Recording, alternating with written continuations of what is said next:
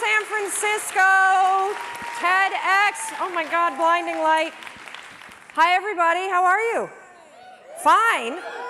Oh my gosh. Okay, so my name is Mel Robbins, and for the last 17 years, I have done nothing but help people get everything that they want. Within reason. My husband's here. And so I've done it in the courtroom, in the boardroom, in the bedroom, in people's living room, whatever room you want to be in. If I'm there, I will help you get whatever you want by any means necessary. For the last 3 years, I host a syndicated radio show. 5 days a week, I go live in 40 cities, and I talk to men and women across America who feel stuck. Do you know that a third of Americans feel dissatisfied with their lives right now? That is 100 million people. That's insane. And I've come face to face with it in this new show that I'm doing, which is also insane. It's called In-Laws. I move in with families across America. You guessed it, who are at war with their in-laws. We move them into the same house. I verbally assassinate everybody.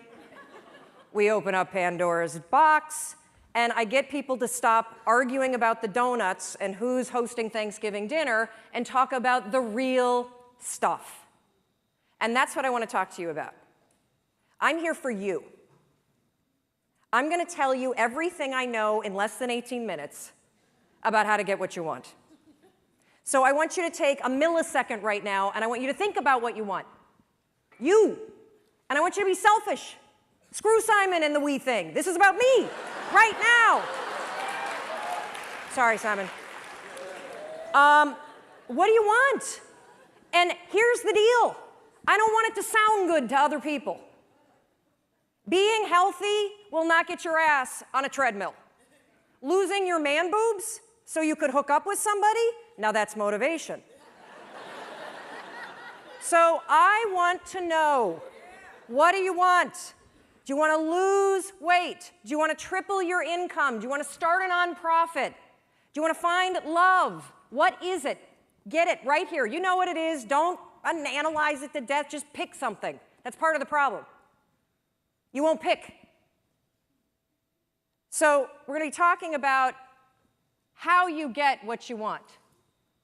And frankly, getting what you want is simple. But notice I didn't say it was easy. It's very simple. In fact, if you think about it, we live in the most amazing moment in time. So that thing that you have up here, whatever it may be, you want to use healthy eating to cure your diabetes, you want to figure out how to take care of the elders and start a new hospice center, you want to move to Africa and build a school, guess what? You could walk into a bookstore right now and buy at least 10 books written by credentialed experts on how the hell you do it. You could Google it, and you could probably find at least, 1,000 blogs documenting the step-by-step transformation that somebody else is already doing. You can find anybody online and cyberstalk them. You can just walk in their footsteps and let them, just use the science of drafting. Follow what everyone else has done, because somebody else is already doing it. So why don't you have what you want? When you have all the information that you need, you have the contacts that you need, there are probably free tools online that allow you to start a business or join a group or do whatever the heck you want. It all comes down to one word.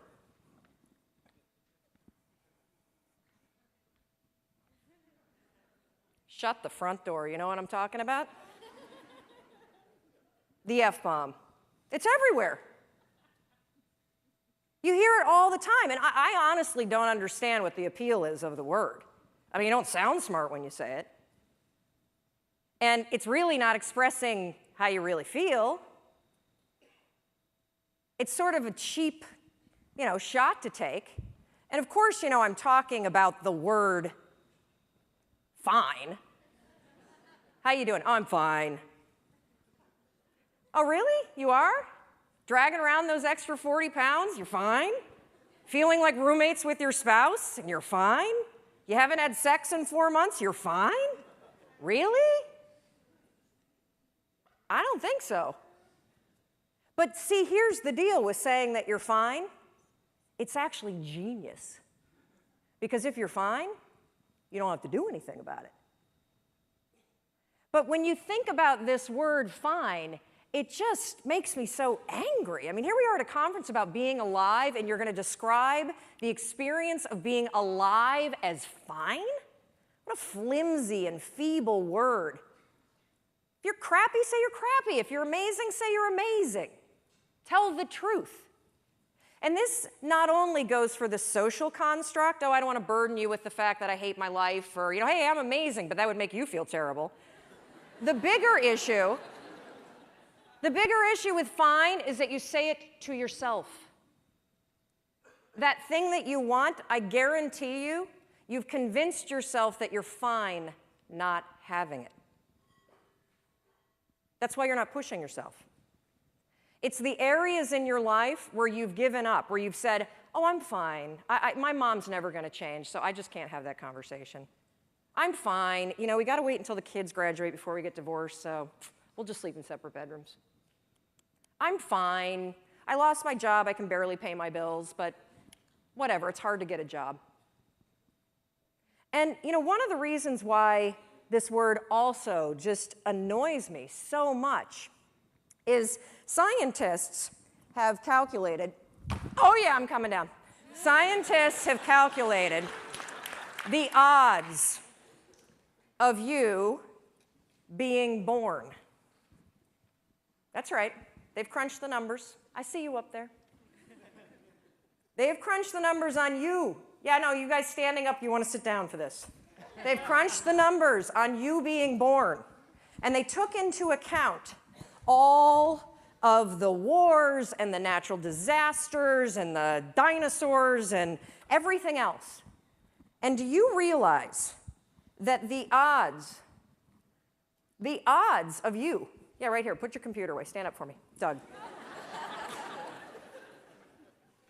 So the odds of Doug here, turn around, say hi to everybody. The odds, of Doug being born at the moment in time he was born to the parents you were born to with the DNA structure that you have, 1 in 400 trillion. Isn't that amazing? I'm so lucky. Yes. You're not fine, you're fantastic. You have life-changing ideas for a reason, and it's not to torture yourself. Thank you. Thank you, Doug. And Christine was right when she said all of you could be on stage, because all of you, we're all in this category. 1 in 400 trillion. All day long, you have ideas that could change your life, that could change the world, that could change the way that you feel. And what do you do with them? Nothing. Oh, hopefully I won't moon you. You didn't pay for that.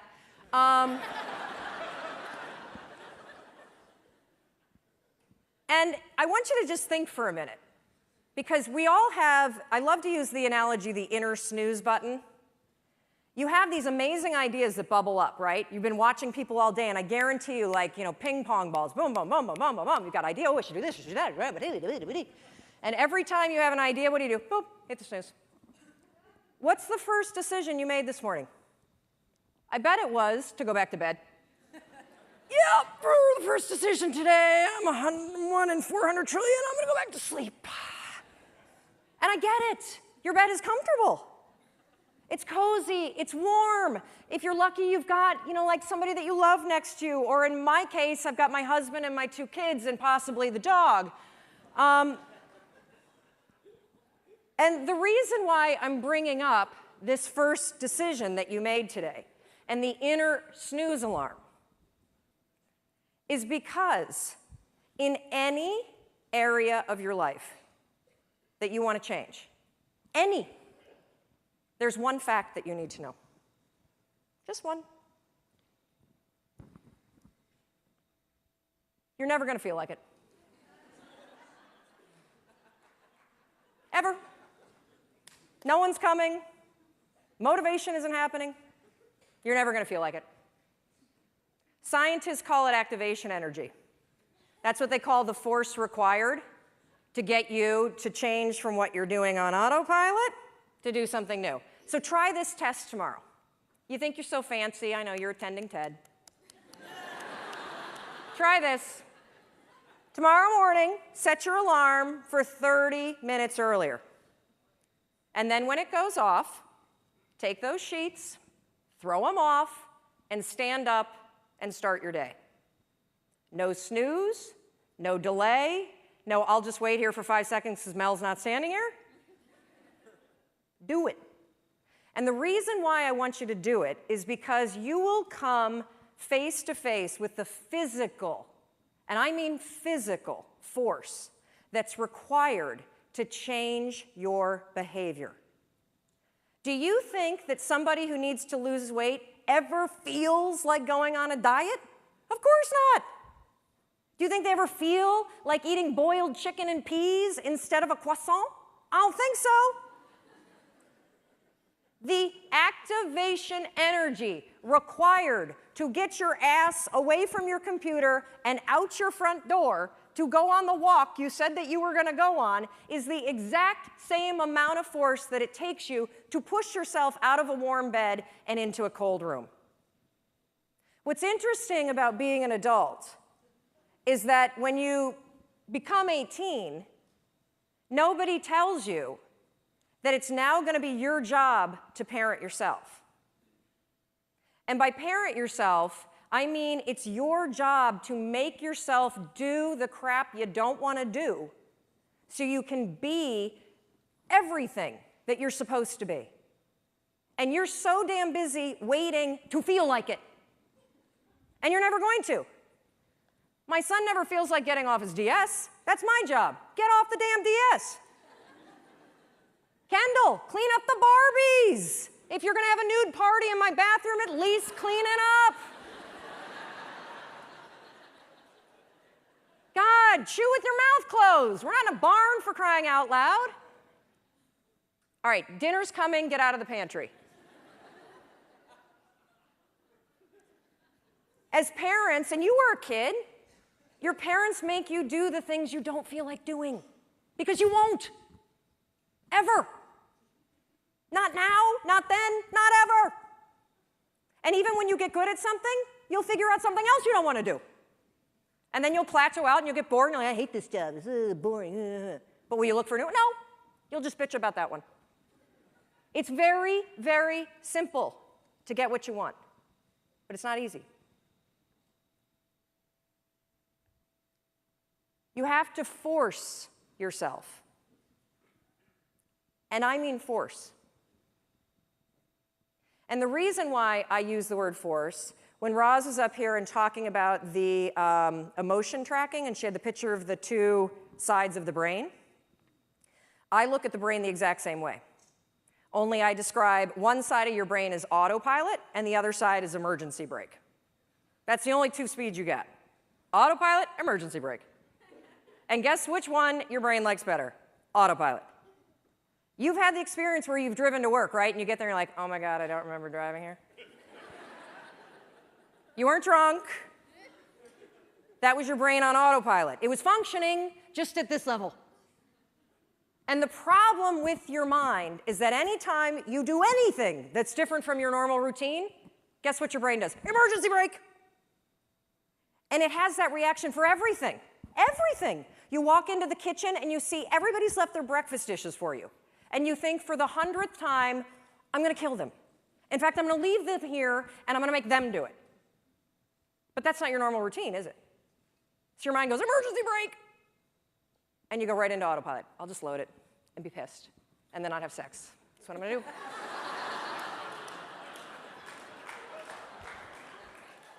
So when I say force, anything that's a break from your routine is going to require force. And if you think about your life, it's kind of funny because we, are kids, and then we become adults, and we spend so much time trying to push our life into some sort of stable routine, and then we grow bored of it.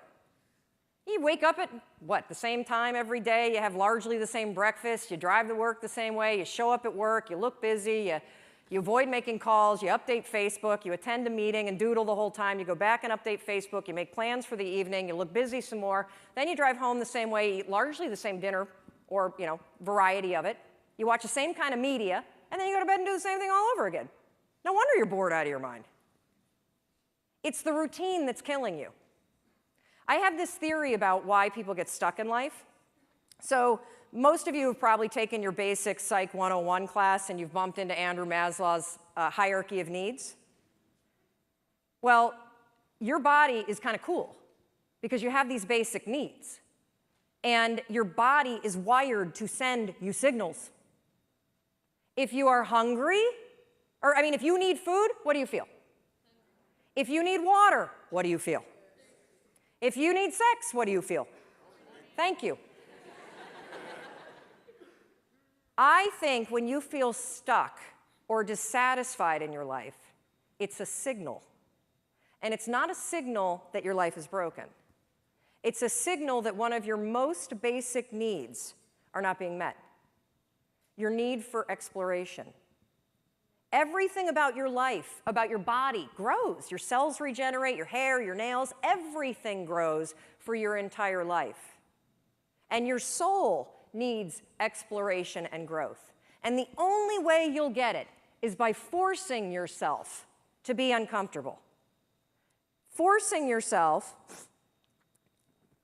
to get outside. Out of your head, thank you. If you're in your head, you're behind enemy lines. That is not God talking. Okay? It's not. In fact, if I put a speaker on it and we broadcast what you say to yourself, we would institutionalize you. You would not hang out with people that talk to you the way you talk to yourself. So get out of your head. Your feelings are screwing you. I don't care how you feel. I care about what you want. And if you listen to how you feel, when it comes to what you want, you will not get it. Because you will never feel like it. And you need to get outside your comfort zone. It's not about taking risks, it's about getting outside your comfort zone. Those first 3 seconds when you push yourself out of bed, they blow. But once you're up, it's great. Those first 3 seconds when you're sitting here in a studio or a stadium like this and somebody says, get up and come dance, and you think, oh, I should do that. And then you're like, oh. That experience that you had where you had the impulse to do it, and then you didn't do the activation energy required to force yourself, your emergency brake got pulled. I'm sitting right here. I'm not going up with those crazy people. I don't like to dance. Well, what happened for me is I came up and I bumped into Rachel, and then we started talking, and next thing you know, she's tweeting. And we're friends, and boom, get outside. That's where the magic is. That's where the 1 in 400 trillion exists. So everything I do, wait, okay, this is the last part, sorry. So one more thing that you can use, I call it the 5-second rule. Your mind can process a facial expression in 33 milliseconds. It can move pretty damn quick. The other thing that it does very quickly is if you have one of those little impulses that are pulling you, if you don't marry it with an action within 5 seconds, you pull the emergency brake and kill the idea. Kill it. If you have the impulse to get up and come dance while the band is playing, if you don't stand up in 5 seconds, you're going to pull the emergency brake. If you have an impulse about you were inspired by somebody's speech today, and you don't do something within 5 seconds, write a note, send yourself a text. Anything physical to marry it with the idea, you will pull the emergency brake and kill the idea.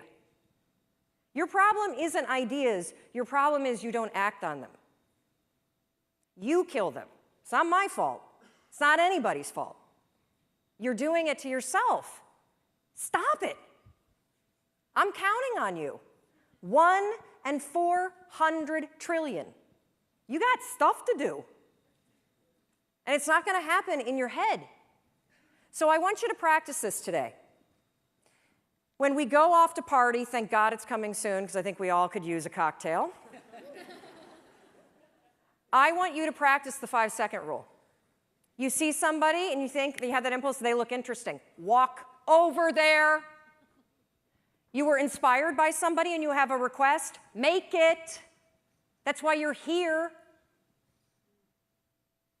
Experiment with it, and I think you'll be shocked about what happens. And one more thing, I want you to know that everything that I do, whether it's the radio show or the television show or the book that I wrote or the column, it's for you. And if there is anything that I can do, if I can do anything to make you do the things you don't want to do so you can have what you want, I will do it. But you need to walk over, you need to open your mouth, and you need to make the request. You got it? Good. Go do it.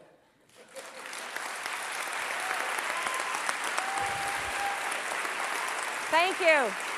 Thank you. Yes, stand up. You have the impulse.